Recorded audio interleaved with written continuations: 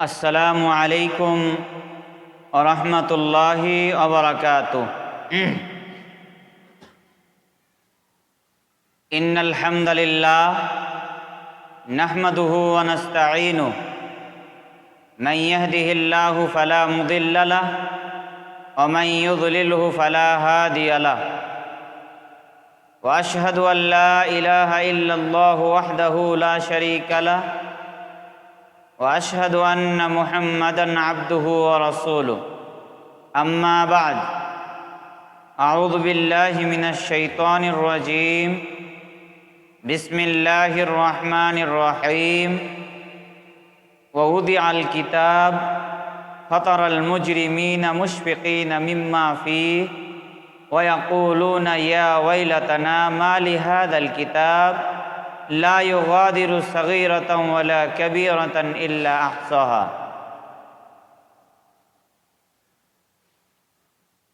উপস্থিত সম্মানিত পর্দার আড়ালের মা ও বোনেরা,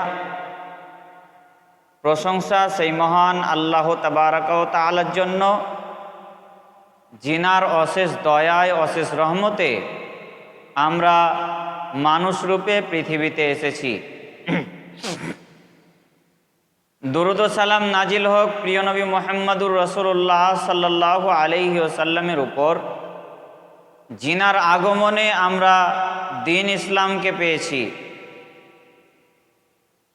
সম্মানিত উপস্থিতি, গত কয় সপ্তাহ থেকে আমি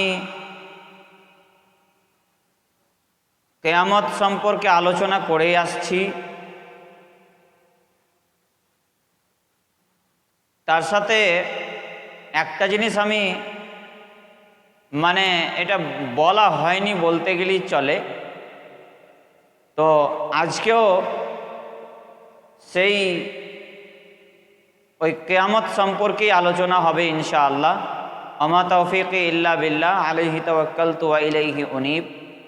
রব্বি ইশরাহ লি সাদরি ওয়া ইয়াসসির লি আমরি ওয়াহলুল উকদাতাম মিন লিসানি ইয়াফকাহু কওলি রব্বি জিদনি ইলমা আল্লাহুম্মা ফাক্কিহনি ফিদ্দীন। আজকে আলোচনা করার পূর্বে যেটা আমি বলবো যে যখন প্রতিটা মানুষকে তার কর্মের ফল দেওয়া হবে, সেই কর্মের ফল দেওয়ার অবস্থাটা কীরকম হবে বা কিভাবে মানুষকে কর্মের প্রতিদান দেওয়া হবে, সেখানে আমি একটা কথা বিগত কয় সপ্তাহ থেকে যে কিয়ামত সম্পর্কে আলোচনা করছি, তো একটা কথা আমি ভাঙিনি, যেটা হচ্ছে যে কিয়ামত এক জিনিস আর হাসরের ময়দান এক জিনিস। হাসর বলতে যখন সমস্ত মানুষকে একত্রিত করা হবে, আর কিয়ামত বলতে যখন ইসরাফিল আলাইহিস সালাম তিনার প্রথম ফুৎকারে যা ঘটবে, যা আমি প্রথমে আলোচনা করেছি যে পৃথিবী একদম লয়ছয় হয়ে যাবে, পৃথিবী কিছু থাকবে না। তারপরে যে ইসরাফিল আলাইহিস সালাম আবার সিংহায় ফুঁক দিবেন, তখন কবর থেকে মানুষকে উঠানো হবে এবং যখন তারপরে যে একত্রিত করা হবে সেটাকে মূলত হাসর বলা হয়। তো আমি কিয়ামতের ভয়াবহ সম্পর্কে হাসরেরও কিছু বর্ণনা দিয়েছি একসাথেই। তো ওই দুটা মিলিয়ে একসাথে কিয়ামত বললেই চলে। তবে কিছু কিছু আলেম বলছেন যে কিয়ামত সেই সময়টা যখন ইসরাফিল আলাইহিস সালাম প্রথম সিংহায় ফুঁক দিবেন, আর হাসর সেই সময়টা যখন সবকে একত্রিত করা হবে। আর হাসর মানেই হচ্ছে ওরকমই যে সবকে একত্রিত করা হবে। এসব মিলিয়ে একটা কিয়ামত ধরলেও অসুবিধা নেই। তো আজকে যেটা আমি আলোচনা করব যে প্রতিটা মানুষকে তার কর্মের ফল দেওয়া হবে। কিভাবে দেওয়া হবে এবং মানুষ আমল নামা পেয়ে তার কর্মের ফল পেয়ে কি করবে, সেই বিষয়ে আজকে আমি সংক্ষিপ্ত কিছু আলোচনা করব। সূরা হাক্কা, এই সূরাটি 29 পারার মধ্যে রয়েছে। এই সূরার মধ্যে মহান আল্লাহ তাবারাক ওয়া তাআলা বলছেন যে ফাআম্মা মান উতিয়া কিতাবাহু বিয়ামিনি,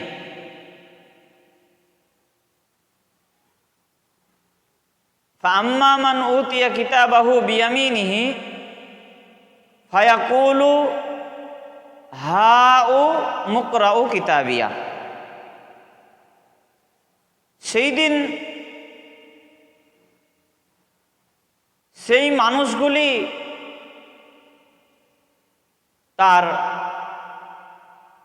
তারা সেই মানুষগুলি মানে সফল কাম হবে, সেই মানুষগুলি সফল হবে, সেই মানুষগুলি মানে সেই দিন সফল হবে যারা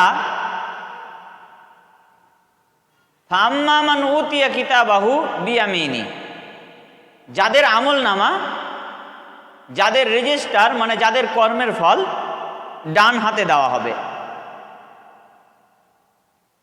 কর্মের ফল কিন্তু ডান হাতে বাম হাতেও দেওয়া হবে। যারা খারাপ লোক, যারা অপরাধী, তাদেরকে কিন্তু পিছন দিক দিয়ে বাম হাতে দেওয়া হবে। আর যারা ভালো লোক তাদেরকে সামনের দিক দিয়ে ডান হাতেই দেওয়া হবে। তো মহান আল্লাহ তাবারাক ওয়া তাআলা বলছেন সেই দিন সাফল্য লাভ করবে, কল্যাণকামী সেই ব্যক্তি যার আমল নামা ডান হাতে দেওয়া হবে। ফাআম্মা মান উতিয়া কিতাবাহু বিয়ামিনি, সেই দিন কল্যাণ লাভ করবে সেই ব্যক্তি যার আমল নামা ডান হাতে দেওয়া হবে। ফায়াকুলু হাউ মুকরাউ কিতাবিয়া, এবং সেই দিন সে আমল নামাটি দেখবে আর খুশিতে আনন্দিত হয়ে মানে খুশি হয়ে হাউ মুকরাউ কিতাবিয়া সকলকে ডাকবে, তার সঙ্গীদেরকে ডাকবে, দিয়ে বলবে এসো, তোমরা কোথায় আছো, এসো আমার আমল নামাটি পড়ে দেখো। ফায়াকুলু হাউ মুকরাউ কিতাবিয়া, তোমরা এসো এবং আমার আমল নামাটি পড়ে দেখো, আমার রেজিস্টারটি পড়ে দেখো। যেমনভাবে দুনিয়ার একটা কথা বলি, যে একটা মানুষ, একটা ছাত্র, মাধ্যমিকের ছাত্র মাধ্যমিক দিতে যায়, তখন স্যার তার মানে ভিতরটা এরকম করতে থাকে। তোমাদের মধ্যে কথা কেন হচ্ছে? প্রত্যেক সপ্তাহে এগুলো বলতে হবে? তো বলছিলাম যে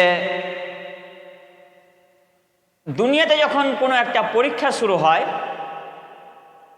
যেমন মাধ্যমিকের ছেলেরা যখন মাধ্যমিক দিতে যায়, উচ্চ মাধ্যমিকের ছেলেরা যখন উচ্চ মাধ্যমিক দিতে যায়, তখন তাদের ভিতরটা কাঁপতে থাকে যে না জানি আমি ফেল করে যাব, না জানি আমি কত নাম্বার পাস করব। তবে একটা জিনিস এখানে, একটা জিনিস এই এক্সাম্পলটা একটু ভালো করে বুঝবেন, তাহলে কাজে লাগবে। আমি এক্সাম্পলটা দিচ্ছি যে দেখুন, যেমন একটা ছাত্র বা ছাত্রী যেমন পড়াশোনা করবে তেমন তার রেজাল্ট ভালো হবে, ঠিক কিনা? যেমন পড়াশোনা করবে পড়ার দিকে যেমন সে আগ্রহী থাকবে তেমন তার রেজাল্ট ভালো হবে, আর যতটা পড়াতে পিছিয়ে থাকবে ততটা তার রেজাল্ট খারাপ হবে। তো হাসরের মাঠে যখন আমলনামা দেওয়া হবে প্রত্যেককে, তখন কিন্তু এটা একটা, যদি আমরা মনে করি এক্সাম্পল হিসাবে, যদি আমাদের স্কুল মনে করা যায় বা আমাদের ক্লাস ঘর, পরীক্ষার হল, তবুও চলে। কারণ আল্লাহ তাবারাক ওয়া তাআলা সারা পৃথিবীতে মানুষ পাঠিয়েছেন এবং জিন জাতিকে পাঠিয়েছেন তার বিধিবিধান দিয়ে। আর তিনি বলেছেন সূরা জারিয়াতের মধ্যে, আমা খালাকতুল জিন্না ওয়াল ইনসা ইল্লা লিয়াবুদুন, আমি জিন ইনসানকে যদি সৃষ্টি করেছি তবুও আমার ইবাদতের জন্য। মানে একটা জিন বা একটা মানুষ তার আল্লাহর ইবাদত ছাড়া অন্য কোনো কাজ করতে পারে না, তবে করছে ঠিক ওই রকমই যেমনভাবে একটা ছাত্র, স্কুলের নিয়ম কি আছে, একটা ছাত্রর স্কুলে ভর্তি হওয়ার পর তার কাজ কি, স্কুলের যেটা ডিসিপ্লিন, স্কুলের যেটা নিয়ম, স্কুলের যেটা নীতি, সেটা তাকে মেনে চলা, ঠিক কি না? ভিতরে একটু আওয়াজ পাওয়া যাচ্ছে, তো আপনাদেরকে বলছি সতর্ক হয়ে যান। যেগুলো কথা বলছি এই কথাগুলো লক্ষ লক্ষ টাকা দিয়েও কিনে পাবেন না, ঠিক বুঝতে পেরেছেন? অতএব কথাগুলো শোনার চেষ্টা করুন। সপ্তাহে একটা দিন ইজতেমা শুনতে আসবেন, তাতেও আবার গল্প গুজব করবেন, তো কেমন করে হবেন? কি নিয়ে যাবেন এখান থেকে? আর এতদিন থেকে 2023 থেকে ইজতেমা চলছে, কি নিয়েছেন আর ভবিষ্যতে কি নেবেন এখান থেকে? যদি এইভাবে যদি কথা বলতে থাকেন, গল্প করতে থাকেন। তা আমি বলছিলাম যে একটা ছাত্র বা একটা ছাত্রীর কাজ কি হবে, স্কুলে ভর্তি হওয়ার পর স্কুলের নিয়ম তাকে মেনে চলতে হবে। আচ্ছা, যদি কোনো ছাত্র বা কোনো ছাত্রী যদি স্কুলের নিয়ম মেনে না চলে, তাহলে কার দোষ সেটা? সেটা কি কোনো শিক্ষকের দোষ? আমরা হট করে তো বলে থাকি যে কোন শিক্ষকের কাছে পড়ছিস রে, কেমন করে পড়াচ্ছে রে, আমরা হট করে বলে থাকি, অহরহ এটা বলে থাকি। আমাদের এটা বুদ্ধি কমের এটা একটা, তো সেটা না, সেই ছাত্র ছাত্রীরই দোষ হবে। কারণ স্কুলে ভর্তি হওয়ার সময় পিতামাতার সিগনেচার লাগে। কেন সিগনেচার লাগে? সেখানে হয়তো কিছু স্কুলের নিয়ম কারণ লেখা থাকে যে ছেলেকে ঠিক মতো স্কুলে পাঠাতে হবে, ছেলেকে ঠিক মতো বাড়িতে পড়তে বসাতে হবে, বা ছেলেকে ঠিক মতো গাইড করতে হবে, এরকম হয়তো কিছু নিয়ম ঠিক লেখা থাকে। তো সেখানে পিতামাতার সিগনেচার লাগে। আমরা যে পৃথিবীতে এসেছি আল্লাহর কাছে সিগনেচার দিয়ে এসেছি। কি সিগনেচার দিয়ে এসেছি? সূরা আরাফের মধ্যে কথাটি আছে, তবে আয়াত নাম্বারটি আমি বলতে পারছি না। যাই হোক, সূরা আরাফের মধ্যে আয়াতটি আছে, আলাস্তু বিরাব্বিকুম ক্বালু বালা শাহিদনা। সিগনেচার মানে হচ্ছে সাক্ষী। সিগনেচার মানে কি? সাক্ষী, যে হ্যাঁ আমি সাক্ষী দিলাম, এটাই তো সিগনেচারে বুঝাই। তো আলাস্তু বিরাব্বিকুম, আল্লাহ তাবারাক ওয়া তাআলা প্রতিটা মানুষ এবং জিনদের রূহকে হাতের মুঠোয় নিয়ে বলছেন, আলাস্তু বিরাব্বিকুম, আমি কি তোমাদের রব নয়? ক্বালু বালা শাহিদনা। তখন আমরা বা সারা পৃথিবীর মানুষ ও জিন কি বলেছি? বালা শাহিদনা, অবশ্যই আমরা সাক্ষী দিচ্ছি আপনি আমাদের রব। তাহলে এটা একটা সিগনেচার হয়ে গেল। এবার একটা বাচ্চা, একটা ছাত্র বা ছাত্রী যখন স্কুলে ভর্তি করতে যাবে তার মাতা পিতা, তখন কিন্তু সিগনেচার দিতে হয়। হয়তো খাতাতে লেখা থাকে যে এই স্কুলের ডিসিপ্লিন, এই স্কুলের নিয়ম মেনে চলতে পারবে তো, স্কুলে ঠিকমতো ছেলে আসবে তো, এরকম একটা নিয়ম লেখা থাকে। তখন সেখানে পিতামাতার সিগনেচার হয় বা ছাত্র বা ছাত্রীর একটা সিগনেচার থাকে, নাম থাকে। তো তো আল্লাহ তাবারাক ওয়া তাআলা যে বললেন আমি পৃথিবীর মানুষ ও জিনকে যদিও সৃষ্টি করেছি তো আমার ইবাদতের জন্য। আচ্ছা, তাহলে আল্লাহ তাবারাক ওয়া তাআলা আমাদেরকে সৃষ্টি করেছেন কিসের জন্য? ইবাদতের জন্য। আমরা স্কুলে পড়াশোনা করতে যাচ্ছি কিসের জন্য? আমরা স্কুলে যাচ্ছি কিসের জন্য? পড়াশোনা করে মানুষের মতো মানুষ হওয়ার জন্য। এবার আমরা যদি পৃথিবীতে এসে আল্লাহর ইবাদত না করি তাহলে আল্লাহর কি কোনো ক্ষতি হবে? কোনো ক্ষতি হবে না। আমরা স্কুলে গিয়ে যদি পড়াশোনা না করি তাহলে কোনো ছাত্রছাত্রীর, কোনো মাস্টারের, কোনো শিক্ষকের ক্ষতি হবে? হবে না। ক্ষতি হবে কাদের? ক্ষতি হবে ছাত্রছাত্রী। সেরকম ভাবে আল্লাহ তাবারাক ওয়া তাআলা আমাদেরকে পৃথিবীতে পাঠিয়েছেন এবং সাবধান করার জন্য আমাদেরকে দিয়েছেন যুগে যুগে কালে কালে শিক্ষক হিসাবে নবী এবং রাসূল। যেমনভাবে স্কুলে টিচার থাকে, হেড টিচার, সেকেন্ড টিচার, এরকম থাকে, সেই রকমভাবে আল্লাহ তাবারাক ওয়া তাআলা যুগে যুগে কালে কালে আমাদেরকে শিক্ষা দেওয়ার জন্য নবী এবং রাসূল প্রেরণ করেছিলেন। এবার আসি যে আমাদেরকে আমরা পরীক্ষা দিচ্ছি, আমরা দুনিয়াতে এসে পরীক্ষা দিচ্ছি, পরীক্ষার হলে আছি। কেমন করে পরীক্ষার হলে আছি? আল্লাহ তাবারাক ওয়া তাআলা বলছেন ওয়ালা নাবলুওয়ান্নাকুম বিশাইইম মিনাল খাউফি ওয়াল জু' ওয়া নাকসিম মিনাল আমওয়ালি ওয়াল আনফুসি ওয়াস সামারাত ওয়া বাশশিরিস সাবিরিন। আল্লাহ তাবারাক ওয়া তাআলা সূরা বাকারার মধ্যে বলছেন যে আমি মানুষ এবং জিনকে পরীক্ষা করব। কি করে? ওয়ালা নাবলুওয়ান্নাকুম বিশাইইম মিনাল খাউফ, ভয় দিয়ে, বিপদ দিয়ে, বিপদে ফেলে,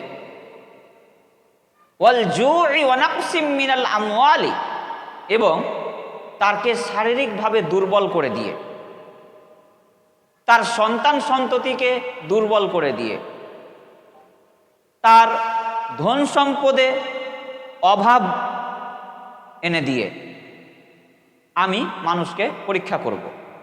এক কথায় এই যে যেগুলো দেখতে পাচ্ছেন পৃথিবীতে আল্লাহ তাবারাক ওয়া তাআলা কাকে শরীর স্বাস্থ্য ভালো দিয়েছেন, কাকে আবার রোগা দিয়েছেন, রোগমুক্ত জীবন দিয়ে রোগ হিসাবে পাঠিয়েছেন যে তার রোগী ছুটছে না কারো, আবার কেউকে দেখছেন যে রোগী খুঁজে পাওয়া যাচ্ছে না তার শরীরে, রোগ বলতে কিছু নাই। তো এটা আল্লাহর একটা পরীক্ষা, আল্লাহর একটা পরীক্ষা। যাদের শরীর মোটা সোটা, শরীর স্বাস্থ্য ভালো, আর যাদের হাত নেই, পা নেই, একটা হাত নেই, একটা পা নেই, একটা চোখ নেই,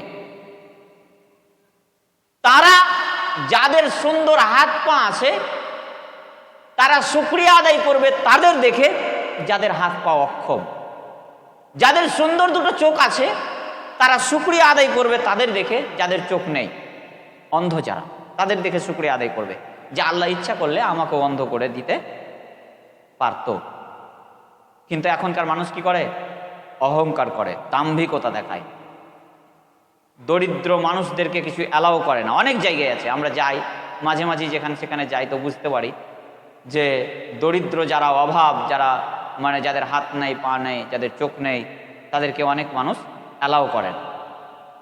অনেকেই দেখা যায় এই যে পরীক্ষায় ফেল, এই অ্যালাউ করে না মানে সে পরীক্ষা থেকে ফেল পড়ে গেল।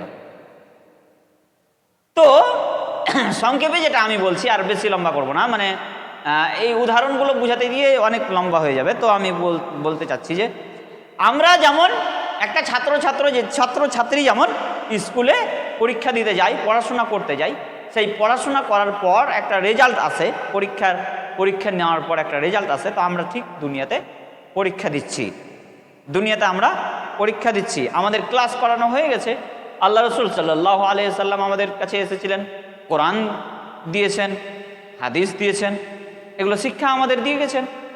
এবার আমরা পরীক্ষা দিচ্ছি কার কাছে? আল্লাহর কাছে। তো সেই পরীক্ষার ফল আমরা পাবো কোথায়?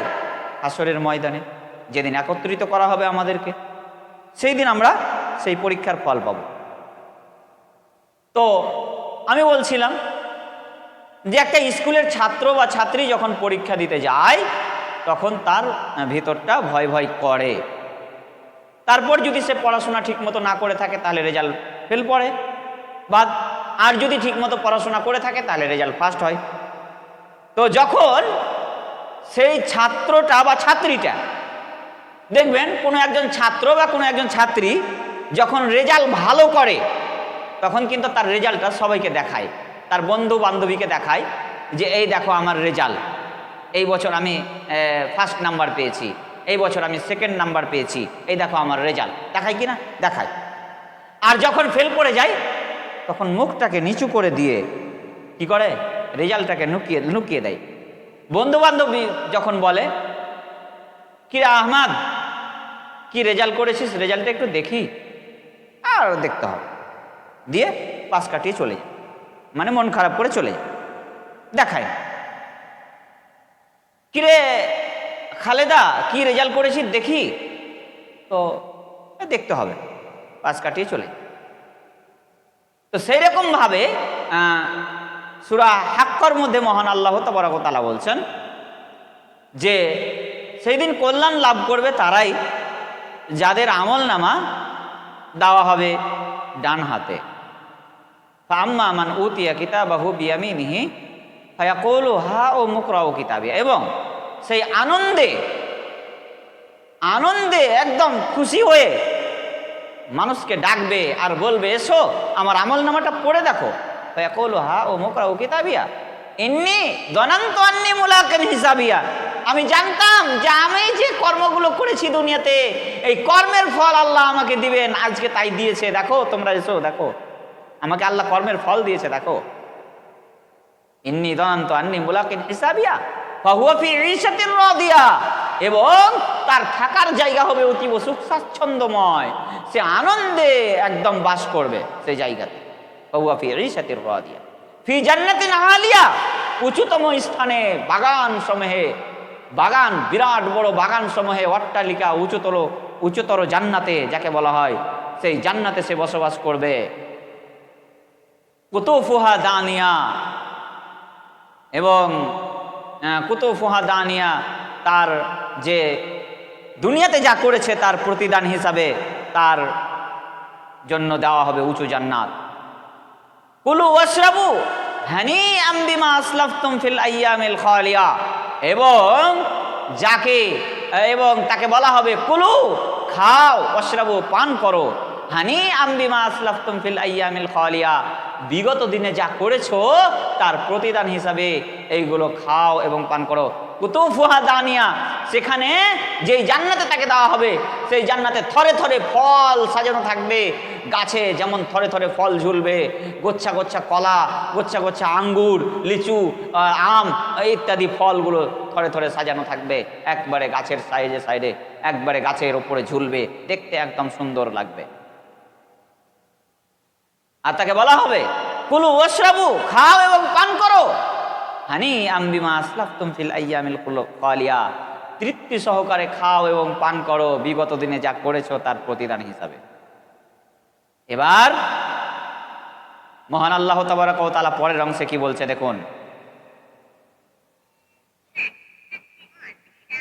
মহান আল্লাহ তাবারক ওয়া তাআলা পরের অংশে বলছেন ওয়া আম্মা মান উতিয়া কিতাবাহু বিশিমালিহি, যার আমল নামা সেই দিন হতভাগা, সেই দুর্ভাগ্য ব্যক্তি, সেই হতভাগা ব্যক্তি, সেই বিশিমালিহি। ওয়া আম্মা মান উতিয়া কিতাবাহু বিশিমালিহি ফায়াকুলু ইয়া লাইতানি লাম উতা কিতাবিয়া, সেই দিন দুর্ভাগ্য সেই যার আমল নামা দেওয়া হবে বাম হাতে, যার আমল নামা বাম হাতে দেওয়া হবে, মানে যার রেজাল্ট হবে না, যে রেজাল্টে ফার্স্ট করতে পারবে না, যে পরীক্ষায় ফার্স্ট করতে পারবে না, যে ফার্স্ট রেজাল্ট পাবে না, সেই দিন সেই দুর্ভাগ্য ব্যক্তি।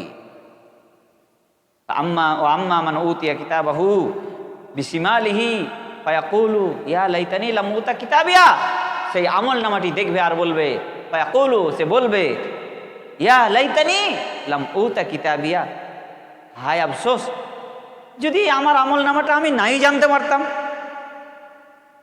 আমার এই রেজিস্টার আমাকে নাই দেওয়া হতো, তাহলে কতই ভালো হতো।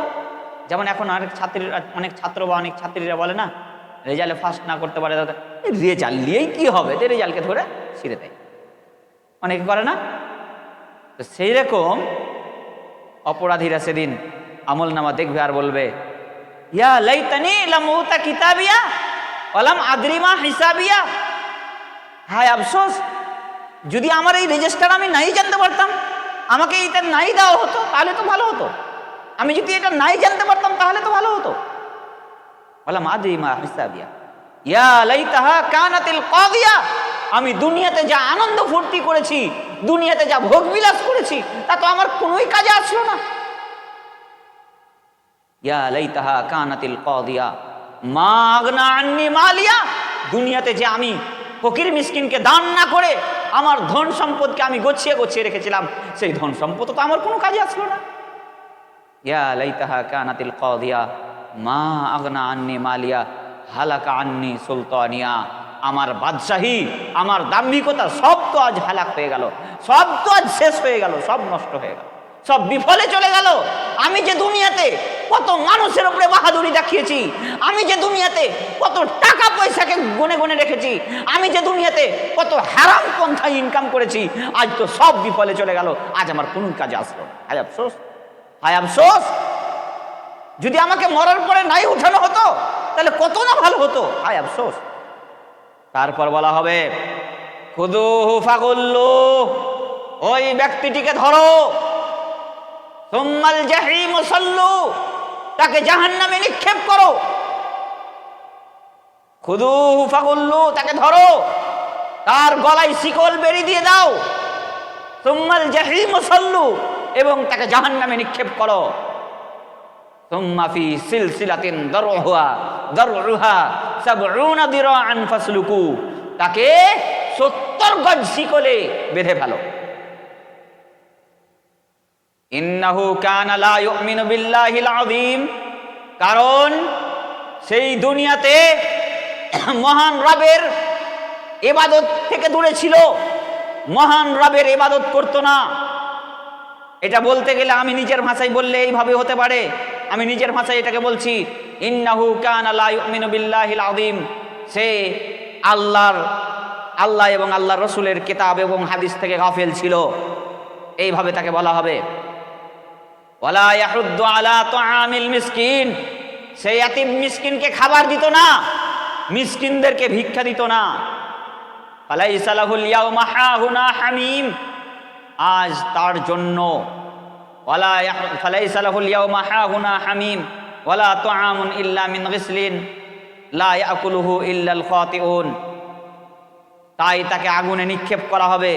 এবং ফালাইসা লাহুল ইয়াউমা হাহুনা হামিম ওয়ালা তুআমুন ইল্লা মিন গিসলিন, তার জন্য তার খাদ্য হিসাবে লা ইয়াকুলুহু ইল্লাল খাতিউন, খাদ্য হিসাবে তার জন্য পুজ রক্ত মিশ্রিত, ক্ষত পুজ রক্ত মিশ্রিত গরম ফুটন্ত পানি ছাড়া আর তার জন্য কিছুই থাকবে না। এটা মহান আল্লাহ তাবারক ওয়া তাআলা বলছেন। সম্মানিত উপস্থিতি, যেই দিন আমল নামা দেওয়া হবে সেই দিনের ব্যাপারটা কত কঠিন হবে। সেই দিন আল্লাহ রসুল সাল্লাল্লাহু আলাইহি ওয়াসাল্লামও আমাদের হাসরের মাঠে যখন মানুষকে একত্রিত করা হবে, আমি বলেছিলাম প্রথম সপ্তাহে আমি বলেছিলাম যে হাসরের মাঠে মানুষকে যখন একত্রিত করা হবে, তখন মানুষ যখন মুহাম্মদ সাল্লাল্লাহু আলাইহি সাল্লামের কাছে সুপারিশ নেওয়ার জন্য যাবে, মুহাম্মদ সাল্লাল্লাহু আলাইহি সাল্লাম সিজদায় পড়ে থাকবে, ইয়া উম্মতি ইয়া উম্মতি বলবে, সব ইয়া নাফসি বলবে, মুহাম্মদ সাল্লাল্লাহু আলাইহি সাল্লাম শুধু বলবেন ইয়া উম্মতি, আমার উম্মতের কি অবস্থা হবে, আমার উম্মতের কি অবস্থা হবে। কিন্তু আল্লাহ রসুল সাল্লাল্লাহু আলাইহি সাল্লাম নিজেই বলেছেন, আমি 3টি জায়গাতে কাউকে লক্ষ্য করব না, 3টি জায়গাতে আমি কাউকে চিনতে পারবো না। কখন? যখন আমার আমল নামা ওজন করা হবে, যখন আমার নেকি ওজন করা হবে, মিজানের পাল্লায়, দাঁড়ি পাল্লায় নেকিকে ওজন করা হবে, তখন আমি কাউকে চিনতে পারবো না। 2, যখন আমার আমল নামা দেওয়া হবে, আমি ডান হাতে আমল নামা পাবো কি বাম হাতে পাবো, সেই সময় আমি কাউকে লক্ষ্য করব না। 3, যখন পুলসিরাত পার হতে বলা হবে, সেই দিন তখন আমি কাউকে লক্ষ্য করব না। এই তিনটা স্তর একেবারে খুব কঠিন। যখন মানুষের নেকি ওজন করা হবে তখন মানুষ চিন্তায় চিন্তিত থাকবে, না জানি আমার গুনহার পাল্লা ভারী হয়ে গেল নাকি, না জানি আমার গুনহার পাল্লা ভারী হয়ে গেল, নেকির পাল্লা হালকা হয়ে গেল। এইভাবে মানুষ চিন্তায় চিন্তিত থাকবে। আর যার তারপর যখন আমল নামা দেওয়া হবে তখন চিন্তায় চিন্তিত থাকবে যে আমার আমল নামা কী পাবো, আমার আমল নামা কী পাবো, আমার আমল নামা কী হবে। আর যখন পুলসিরাত পার করা হবে, পুলসিরাতের রাস্তা এত সরু যে তার ডানে বামে কাঁটা দেওয়া থাকবে এবং আগুন থাকবে, পানি থাকবে, ঠান্ডা পানি, ঠান্ডা বরফের মতো পানি থাকবে, আগুন থাকবে, গরম পানি থাকবে, অনেক রকম জাহান্নাম মানে জাহান্নামের ওপরে সেটা সেট করা থাকবে। আর জাহান্নামের ওপর দিয়ে পার হয়ে জান্নাতে যেতে হবে। যারা ভালো, যারা সফল কাম তারা পার হয়ে যাবে, যারা অপরাধী তারা পার হতে পারবে না, পড়ে যাবে, জাহান্নামে পড়ে যাবে। এইরকমই তো সেই দিন, সেই সময় আল্লাহ রসুল সাল্লাল্লাহু আলাইহি সাল্লাম বলছে আমি কাউকে চিনতে পারবো না। তাই খুব ভয়াবহ দিন সেদিন হবে, সেই সময়টা খুব ভয়াবহ হবে। এই ব্যাপারে আমি আরেকটা আয়াতে উদ্ধৃতি দিই। মহান আল্লাহ তাবারক ওয়া তাআলা বলছেন আমল নামার বিষয়ে, যে মহান আল্লাহ তাবারক ওয়া তাআলা বলছেন ওয়াউদি আল কিতাব ফাতারাল মুজরিমিনা মুশফিকিনা মিম্মা ফিহি ওয়া ইয়াকুলুনা ইয়া ওয়াইলাতানা মা লিহাদাল কিতাব লা ইউগাদিরু সাগীরাতাও ওয়ালা কাবীরাতান ইল্লা আহসাহা ওয়াউদি আল কিতাব ফাতারাল মুজরিমিনা মুশফিকিনা মিম্মা ফিহি। সেই দিন যখন আমল নামা মানুষকে দেওয়া হবে তখন অপরাধীরা আমল নামা দেখবে আর বলবে মা লিহাদাল কিতাব, কি আশ্চর্য ধরনের কিতাব, কি আশ্চর্য ধরনের খাতা। মা লিহাদাল কিতাব লা ইউগাদিরু সাগীরাতাও ওয়ালা কাবীরাতান ইল্লা আহসাহা। জীবনের ছোট বড় সব কথা কি লেখা আছে, একটাও কিছু ছাড় হয়নি। সেই দিন সম্মানিত উপস্থিতি, আর আমল নামা দেওয়া হবে, মানুষকে কিভাবে অপরাধী প্রমাণ করা হবে হাসরের মাঠে, সেই নিয়ে আমি সামনের সপ্তাহে আলোচনা করব ইনশাআল্লাহ। ইজতেমা লম্বা না করে আমি এই সপ্তাহের মতো ইজতেমা শেষ করছি। আল্লাহ যেন আমাদেরকে কিয়ামতের কঠিন দিনে কঠিন বিপদ থেকে রক্ষা করেন। আমিন। ওমা আলাইনা ইল্লাল বালাগ। আসসালামু আলাইকুম ওয়া রাহমাতুল্লাহি ওয়া বারাকাতুহু।